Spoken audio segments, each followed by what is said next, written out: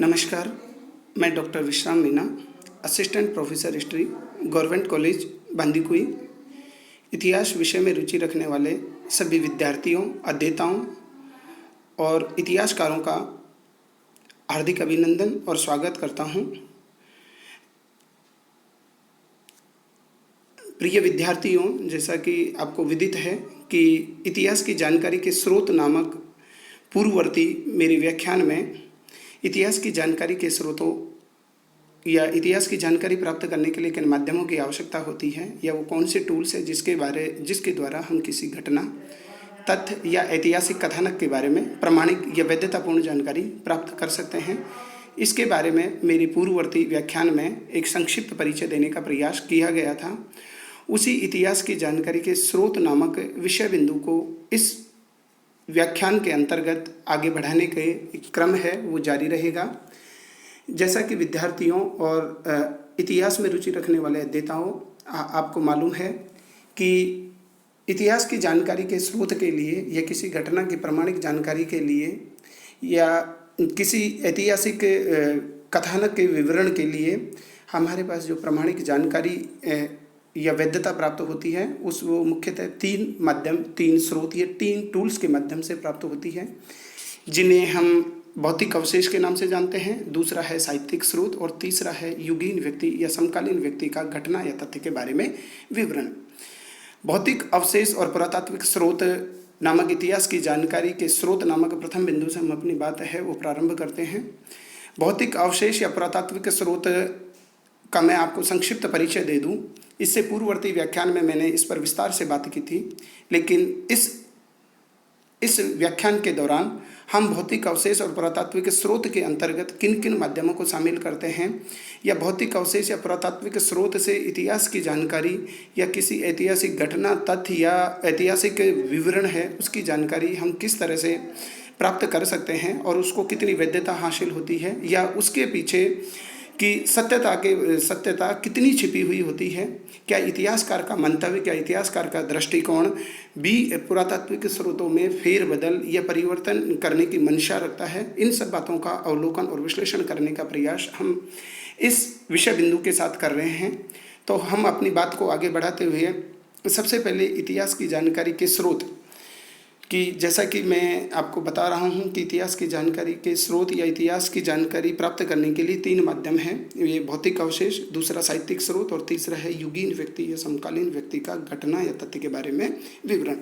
तो हम इतिहास की जानकारी के स्रोत के प्रथम स्रोत से अपनी बात प्रारंभ करते हैं। प्रथम स्रोत को हम भौतिक अवशेष या पुरातात्विक स्रोत के नाम से जानते हैं। भौतिक अवशेष का मतलब उन सभी वस्तुओं से है जिन्हें हम छू सकते हैं, जिन्हें हम देख सकते हैं या जिसमें फेरबदल या परिवर्तन की गुंजाइश नहीं होती, एक तथ्य के स्तर पर, एक घटना के स्तर पर या सत्यता के स्तर पर। भौतिक अवशेष या पुरातात्विक स्रोत है ये व्यक्ति के द्वारा रोजमर्रा के जीवन में उपयोग की गई ही सामग्री है, उससे इसका आशय निकाला जाता है। ये रोजमर्रा की सामग्री या तो उसके आवासीय कोई भवन हो सकता है या सार्वजनिक उद्देश्यों के लिए निर्मित की गई कोई इमारत हो सकती है या उसके परिवहन के लिए इस्तेमाल की गई कोई सड़क हो सकती है या जल संचय के लिए बनाई गई कोई बावड़ी, कुएं या इस तरह के अन्य कोई माध्यम हो सकते हैं। तो भौतिक अवशेष और पुरातात्विक स्रोत के अगर हम उप स्रोतों में इसका विभाजन या वर्गीकरण करने का प्रयास करें तो भौतिक अवशेष या पुरातात्विक स्रोतों के अंतर्गत हम मुख्यतः, जैसा कि आप स्क्रीन पर देख पा रहे हैं, कि 6 उप स्रोतों को शामिल करते हैं। इसमें प्रथम है पुरातात्विक स्रोत के अंतर्गत जिसे हम शामिल करते हैं या भौतिक अवशेष के अंतर्गत जिन्हें हम शामिल करते हैं वो है स्मारक।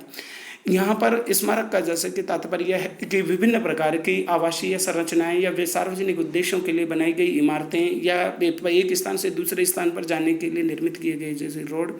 या धार्मिक उद्देश्यों के लिए या इबादत के लिए निर्मित किए गए पूजा स्थल है या जल संचय के लिए निर्मित की गई ही बावड़ियाँ हैं या विभिन्न प्रकार के जैसे कि मंदिरों का निर्माण है, उन सबको हम स्मारक के अंतर्गत शामिल करते हैं। भौतिक अवशेष या पुरातात्विक स्रोत के अंतर्गत जिस दूसरे स्रोत की मैं बात कर रहा हूँ वो है मृदभांड या विभिन्न प्रकार के बर्तन। मृदभांड या विभिन्न प्रकार के बर्तन वो है जिसे मनुष्य अपने रोजमर्रा के जीवन में अपनी सुविधा के लिए विभिन्न प्रकार के बर्तन या मिट्टी के बर्तनों का जो इस्तेमाल करता है, अगर वो किसी स्थान से हमें उपलब्ध होते हैं या पुरातत्ववेताओं को खुदाई के दौरान वो मिलते हैं, तो उससे उस काल के व्यक्ति के बारे में, जिस काल के व्यक्ति के बारे में हम बात कर रहे होते हैं, उस काल के व्यक्ति की तकनीकी प्रगति के बारे में ज्ञान हमें मिलता है, या वो किस प्रकार के बर्तन बनाने की कला में सिद्धहस्त था, या इन बर्तनों का किन कामों में इस्तेमाल करता था, या उस व्यक्ति के जीवन का स्तर कैसा था। मर्दबांड और विभिन्न प्रकार के बर्तनों से इस बातों की रूपरेखा है वो खींची जाती है। तीसरी हम बातें करते हैं इसके अंतर्गत अभिलेख। अभिलेख एक तरह से एक लिखित सामग्री होती है, और अभिलेख लिखने का उद्देश्य अमूमन ये होता है कि जो आगामी जो पीढ़ियाँ है उनको उस अभिलेख का मतलब एक लिखी हुई पट्टिका होती है। वो अभिलेख या तो किसी मंदिर की दीवारों पर या स्मारक की दीवारों पर लिखे जा सकते हैं, धातु की चादरों पर लिखे हुए हो सकते हैं, या कहीं भी परिवहन के मार्गों पर बड़े बड़े जैसे कि साइन बोर्ड है वो लगाए जा सकते हैं। जैसा कि आज हम देख पाते हैं कि आप जैसे ही किसी राजकीय महाविद्यालय में प्रवेश करते हैं, तो राजकीय महाविद्यालय में प्रवेश करते समय आपको एक बड़ा सा बोर्ड लगा हुआ होता है जिसमें लिखा होता है कि राजकीय महाविद्यालय बांदीकुई, राजकीय महाविद्यालय दौसा या राजकीय महाविद्यालय जयपुर। ये केवल उन जैसे कि आगंतुकों को और विद्यार्थियों को या विद्यार्थियों के परिजनों को सूचना देने के लिए, क्योंकि आपको हर कोई महाविद्यालय की यही महाविद्यालय ये बताने के लिए तो वहाँ कोई उपलब्ध नहीं रहेगा, लेकिन इन अभिलेखों के माध्यम से ये आशा की जाती है, इस तरह की आकांक्षा रहती है कि उसको पट्टिका को पढ़ने के बाद में जो भी विद्यार्थी है या उनके परिजन है या जो भी उस महाविद्यालय के अंदर आना चाहते हैं उनको ये जानकारी मिल जाए, हाँ महाविद्यालय की यही बिल्डिंग है। या अभिलेखों को हम जैसे आपने कभी रोड पर आप यात्रा कर रहे हैं तो आप देखेंगे कि जगह जगह आपको, अगर आप जयपुर से स्टार्ट हुए हैं और आपको आगरा जाना है तो आपको जगह जगह एक पिल्लर है, पत्थर के स्तंभ है, वो खड़े हुए मिलते हैं और उसमें आपको ये बता दिया जाता है कि आगरा की डायरेक्शन क्या है, या आप इधर दिल्ली रूट पर किधर से जाएंगे, या आगरा यहाँ से कितने डिस्टेंस की दूरी पर हैं। तो उनको लिखने का सिर्फ ये प्रयोजन होता है कि यात्री को या जो राहगीर है उसके पथ प्रदर्शन है वो आसानी से हो सके और उसको किसी से पूछने की आवश्यकता नहीं हो कि वो दिशा से भटक गया है या सही दिशा या सही मार्ग का अनुसरण कर रहा है। तो उन्हें हम अभिलेख कहते हैं। और अभिलेख आज भी जैसे आप महाविद्यालय में प्रवेश करते हैं और आपको लगता है कि आपके क्लासरूम कक्ष संख्या 5 में आवंटित की गई है, तो आप पूरी महाविद्यालय की बिल्डिंग के अंदर कम से कम 50 या 100 कमरे होते हैं और कक्ष संख्या 5 पर 5 लिखा हुआ होता है। ये एक तरह का अभिलेख है जिससे विद्यार्थियों को आसानी से ये सुविधा मिल जाए कि वो कक्ष संख्या 5 देखें और उसके अंदर जाकर के अपनी अध्ययन सुविधा प्राप्त कर सकें। तो अभिलेखों का मनुष्य की विकास यात्रा को समझाने के लिए या ऐतिहासिक तथ्य या घटना के बारे में जानकारी देने में अति महत्वपूर्ण योगदान है। और इतिहास में जो इतिहासकार है या पुरातात्विक जो वेत्ता है, पुरातत्ववेत्ता है, वो अभिलेखों के माध्यम से एक काल विशेष का इतिहास का है लेखन करता है या घटनाओं या तथ्यों को समझाने का प्रयास करता है कि इस काल का व्यक्ति है वो अपने विचार, अपने भावों और अपने उद्देश्यों को लेकर के किस तरह से सजग था। चौथी हम पुरातात्विक स्रोतों के अंतर्गत बात करते हैं सिक्के, क्योंकि सिक्के क्या होता है कि आर्थिक व्यवस्था या आर्थिक विनिमय का एक माध्यम होते हैं और हर युग के सिक्के उस युग की आर्थिक प्रगति और तकनीकी प्रगति और जैसे कि मुद्रा शास्त्र या धातु शास्त्र के बारे में हमको नवीन जानकारी प्रदान करते हैं। तो हर युग के सिक्के हैं वो जो पुरातत्ववेताओं के द्वारा या मुद्रा शास्त्रियों के द्वारा बरामद किए जाते हैं और उनके माध्यम से हमें बहुत सारी चीज़ों का पता चलता है। एक समय विशेष की सामाजिक, राजनीतिक, आर्थिक, धार्मिक और सांस्कृतिक प्रगति के बारे में हमें जानकारी उन सिक्कों से मिलती है और सिक्कों से संबंधित अध्ययन को हम न्यूमिस्मेटिक्स या मुद्रा शास्त्र के नाम से जानते हैं। अब हम बात करते हैं कि पुरातात्विक स्रोतों के उपस्रोत के 5वें बिंदु की, जिसमें विभिन्न प्रकार की मूर्तियाँ आती हैं। व्यक्ति ने अपने धार्मिक जो मनोभावों को, अपने धार्मिक जैसे कि संवेदनाओं को व्यक्त करने के लिए या देवत्व को अपने साकार रूप में प्रत्यक्षित करने के लिए विभिन्न प्रकार की मूर्तियों का निर्माण किया जाता है और विभिन्न प्रकार की मूर्तियों के माध्यम से उसमें आराधना और भक्ति है उसका अनुपम संयोग होता है। तो ये मूर्तियाँ किसी जैसे कि व्यापारी वर्ग के द्वारा बनाई जाती है या शासक वर्ग के द्वारा बनाई जाती है या निजी व्यक्ति के द्वारा भी विभिन्न प्रकार के उद्देश्यों के लिए मूर्तियाँ बनाई जाती है, और ये मूर्तियाँ एक नियत जगह पर स्थापित की जाती है ताकि वहाँ पर वो अपने धार्मिक उद्देश्यों को या धार्मिक इतिव्रतों की पूर्ति कर सकें। हम बिंदु संख्या 6 के अंतर्गत अन्य भौतिक वस्तुओं को शामिल करते हैं। अन्य भौतिक वस्तुओं से तात्पर्य उस मनुष्य के द्वारा, जिस मनुष्य की हम बातें कर रहे हैं, जिस समय विशेष की हम बातें कर रहे हैं, उस समय विशेष में मनुष्य के द्वारा अन्य कौन सी वस्तुएं हैं जिनका उसने इस्तेमाल किया, और वो इस्तेमाल करने के बाद में वो किसी टीले के नीचे वो दबकर रह गई, वो अवशेष के रूप में हमको बरामद हो गई। तो ये भौतिक वस्तुएं हैं उस मनुष्य की सामाजिक, आर्थिक, सांस्कृतिक, राजनीतिक और की प्रगति है उसको बयां करती है। और पुरातत्ववेत्ता इन 6 स्रोतों के माध्यम से अपनी इतिहास की सामग्री है उसको जुटाने का प्रयास करता है, किसी घटना और तथ्य के बारे में दृष्टिपात करता है। लेकिन भौतिक अवशेष या पुरातात्विक स्रोत अपने आप में, मैंने जैसे पहले भी पूर्ववर्ती व्याख्यान में कहा कि ये मूक होते हैं, ये स्वयं अपने बारे में बयान नहीं करते। ये संबंधित पुरातत्ववेत्ता या इतिहासकार की दृष्टिकोण या उसके समग्रता पर निर्भर करता है कि इन पुरातात्विक स्रोतों के आधार पर वो इतिहास की घटना का या किसी तथ्य का या ऐतिहासिक कथानक का विवरण किस प्रकार से विद्यार्थियों के समक्ष या अध्येताओं के समक्ष प्रस्तुत करता है। पुरातात्विक स्रोत को हमें प्रमाणिक साबित करने के लिए इतिहास की जानकारी के अन्य स्रोतों का भी सहारा लेने की आवश्यकता होती है, जिसमें हम कहते हैं साहित्यिक स्रोत। ये युगीन व्यक्ति और समकालीन व्यक्ति का विवरण भी अगर पुरातात्विक स्रोत के आधार पर कही गई इतिहासकार की बातों की वैधता को साबित करता है, तो हम ये कह सकते हैं कि अमुक घटना या तथ्य है उसमें सत्यता की काफ़ी हद तक गुंजाइश बनी रहती है। पुरातात्विक स्रोत का विश्लेषण करने के लिए हमको एक अंतर अनुशासनात्मक दृष्टिकोण को अपनाने की आवश्यकता है। और अंतर अनुशासनात्मक दृष्टिकोण का मतलब, अगर कोई किसी जगह हमें जानवर की हड्डी मिली है या मनुष्य की हड्डी हमें बरामद हुई है,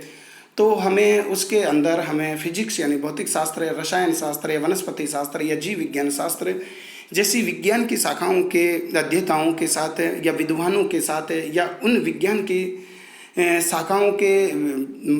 इस विषय में प्रवीणता प्राप्त लोगों के माध्यम से एक जानकारी प्राप्त करके उसको अपनी विषय वस्तु में शामिल करने का प्रयास करना होगा। अगर राजनीति शास्त्र से संबंधित या राजनीति के सिद्धांत से संबंधित हमें कोई पुरातात्विक स्रोत उपलब्ध होता है, तो राजनीति शास्त्रियों के माध्यम से एक इतिहासकार का यह दायित्व बनता है कि राजनीति शास्त्रियों की भी मदद इसमें ली जाए। या आपको जैसे कोई नरकंकाल बरामद होता है तो उसमें एंथ्रोपोलॉजिस्ट की मदद है वो ली जाए। तो मेरा कहने का तात्पर्य यह है कि पुरातात्विक स्रोत और इतिहासकार या पुरातत्ववेत्ता जो किसी घटना या तथ्य के बारे में विवरण प्रस्तुत करता है, वो अपने आप में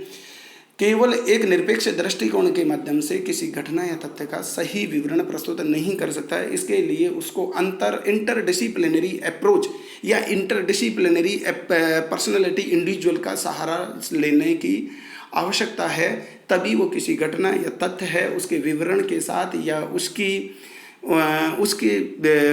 विश्लेषण के साथ एक सही मायने में वो न्याय कर पाएगा।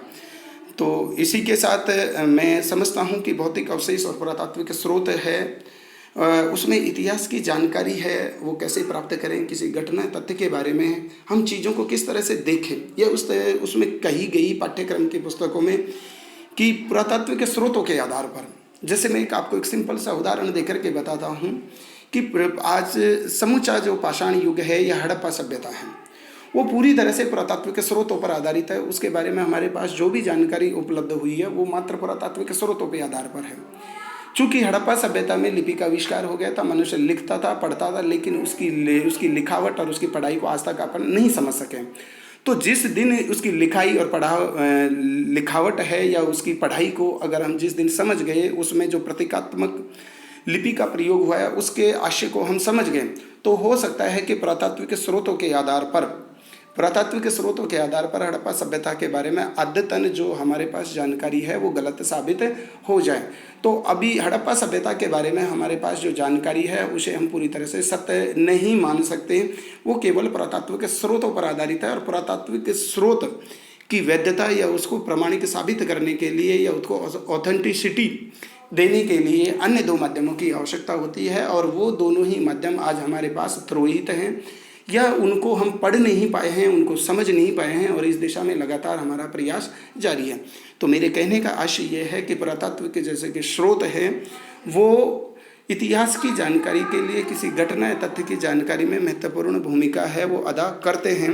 लेकिन ये अपने आप में साहित्यिक स्रोत युगीन व्यक्ति या समकालीन व्यक्ति या घटना और तथ्य के बारे में विवरण के साथ पूरक हैं, अपने आप में ये निरपेक्ष नहीं है। ये इतिहास की जानकारी के अन्य दो स्रोतों के सापेक्ष है। धन्यवाद।